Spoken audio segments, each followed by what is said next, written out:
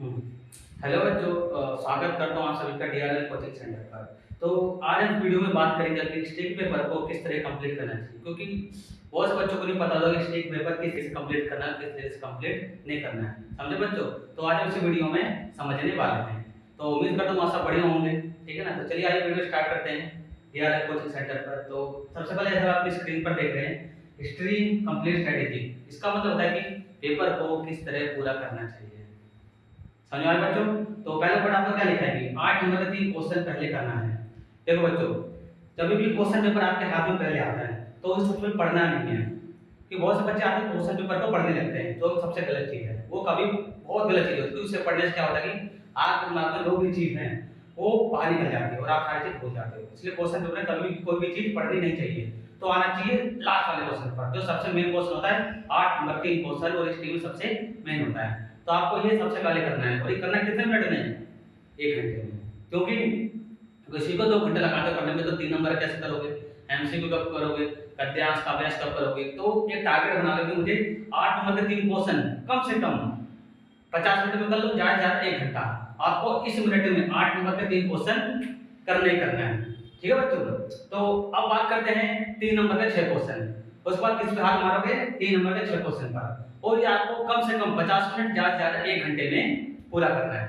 क्योंकि अगर ऐसा नहीं करते तो आपको टाइम ज्यादा लग जाएगा। ज्यादा लगेगा टाइम तो आप एमसीक्यू और मेरे ख्याल है काव्यांश गद्यांश, जैसा आप जानते हो कि स्ट्रीम में बहुत सारे एमसीक्यू होते हैं। इसलिए आपको जो 8 नंबर 3 नंबर क्वेश्चन है, एटलीस्ट ज्यादा से ज्यादा 2 घंटे में और कम से कम 1.5 घंटे में आपको पूरा करना। वो आपकी स्पीड के ऊपर डिपेंड करता है। तो आप समझ सकते हैं कि 8 और 3 नंबर की मैंने स्ट्रेटेजी बता दी। तो सबसे बड़ी बात, आपको पॉइंट्स मार्क्स लिखना है।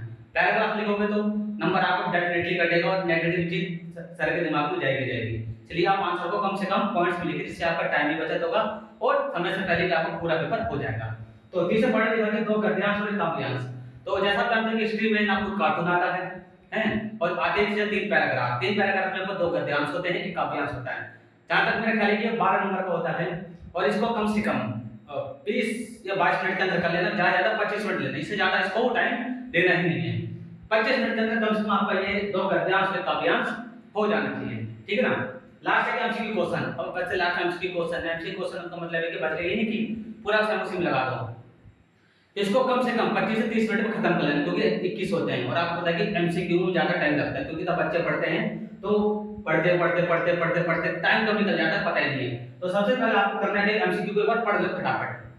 ठीक है ना? फिर 21 से नीचे स्टार्ट करो एमसीक्यू। 21, 20, 19, 18, 17, 16, 15, 14, 13, 12, 11, 10, 9, 8, 7, 6, 5, 4, 3, 2 1। तो इसे पढ़ो और आपको इसे पढ़ते ही आंसर तो समझ में आ जाएगा और सारे आपको आंसर मिल जाएंगे। तो इस तरीके से आपका जो एमसीक्यू है 30 मिनट में ज्यादा कर 25 मिनट में आपका डेफिनेटली हो जाएगा।